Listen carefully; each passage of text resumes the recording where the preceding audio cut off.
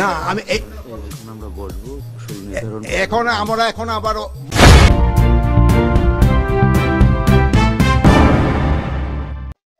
প্রিয় দর্শক, আসসালামু আলাইকুম। আপনারা যে যেখান থেকে দেখছেন প্রত্যেককে শুভেচ্ছা অভিনন্দন। দর্শক, আপনারা দেখছেন ইউটিউব চ্যানেল খবর টিভি। প্রিয় দর্শক, প্রথমেই ক্ষমা চেয়ে নিচ্ছি, কারণ বিগত 2-3 দিন ধরে কোনো ভিডিও দিতে পারছিলাম না, কারণ আমি শারীরিকভাবে অসুস্থ ছিলাম। বর্তমানে কিছুটা সুস্থতা অনুভব করছি। ইনশাল্লাহ আপনাদের প্রত্যেকের দোয়া ছিল, সেই জন্য অনেকটা সুস্থ মনে হচ্ছে। তাই প্রতিদিন আমার যে সমস্ত দর্শকরা রয়েছেন তারা নিশ্চয়ই অপেক্ষা থাকেন আমার ভিডিও দেখার জন্য। তাই কষ্ট হলেও আপনাদের জন্য ভিডিও তৈরি করছি। তো দর্শক, স্বরাষ্ট্র উপদেষ্টা কত বড় নির্লজ্জ, আর বক্তব্যগুলো আপনারা নিশ্চয়ই শুনেছেন সে আসলে কি বলছে।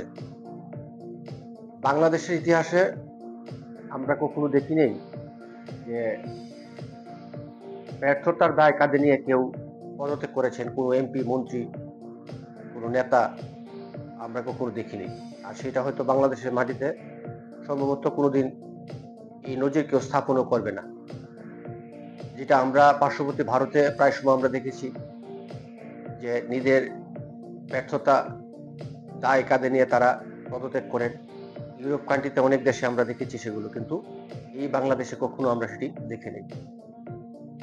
এই স্বরাষ্ট্র উপদেষ্টা সে সেনাবাহিনীর একজন মেজর জেনারেল। তার কাছ থেকে বাংলাদেশের মানুষ অনেক কিছু আশা করেছিল, সে কি দিতে পেরেছে? তারা দায়িত্ব নেওয়ার পরে গোটা বাংলাদেশে একটা নৈরাজ্যতা শুরু হয়েছে। প্রতিনিয়ত দিনে রাতে 24 ঘন্টা চলছে চাঁদাবাজি, লুটতরাজ, হত্যা, খুন খারাপি। এমন কোনো কাজ নেই যেটা বাংলাদেশে চলছে না। বাংলাদেশ সৃষ্টির পরে আমরা কখনো এমন পরিবেশ দেখিনি।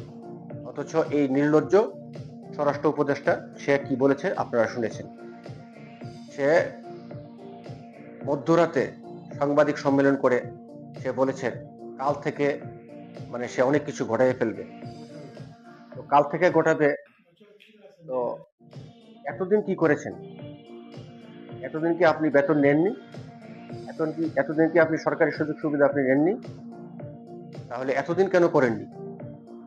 আপনি উদরপিণ্ডি ভুতুর গাড়ি চাপিয়ে দিয়ে সাধারণ মানুষকে বোকা বানানোর চেষ্টা করছেন।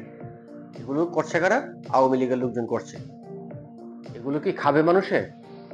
এগুলো খাবে না। আর আওয়ামী লীগের লোকজন এরকম চুরি ডাকাতি, ছিনতাই, রাহাজানি, এগুলো আওয়ামী লীগের লোকজন করে না।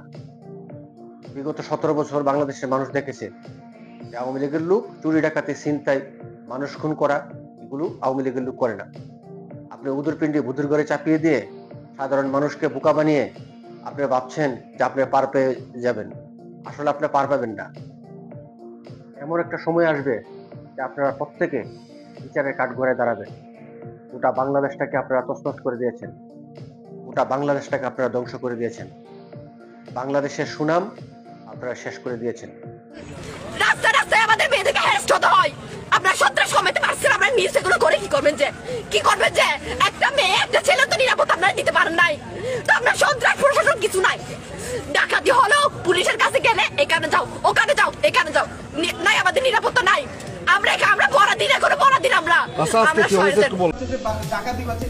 না আমি আমরা বসবো নির্ধারণ আমরা আবারও বসতেছি। আপনারা দেখছেন যে আমি আইন শৃঙ্খলা বাহিনীর উদ্বোধন কর্মকর্তাকে আমি ডেকেছি, এবং এই ব্যাপারে আমি এখন কিভাবে কি করা যায় এটা এখন আমরা নির্ধারণ করব, এবং আগামীকাল থেকে আপনারা দেখবেন একটা ডেফিনিট ইমপ্রুভ।